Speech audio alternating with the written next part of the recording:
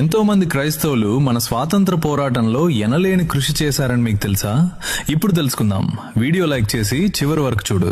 భారత స్వాతంత్ర పోరాటంలో భారతీయ క్రైస్తవులు క్రియాశీలకంగా పాల్గొన్నారు. చాలా మంది క్రైస్తవ నాయకులు, ఎంతో మంది సామాన్య క్రైస్తవులు బ్రిటిష్ పాలనకు వ్యతిరేకంగా పోరాడారు. వారిలో కొందరు వివరాలు ఇవి.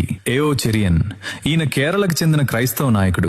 ఈయనప్పట్లో ప్రముఖ స్వాతంత్ర సమరయోధుడు మరియు సంఘ సంస్కర్త. సేవక్ పత్రిక ద్వారా స్వాతంత్ర సందేశాన్ని వ్యాప్తి చేయడంలో కీలక పాత్ర పోషించారు.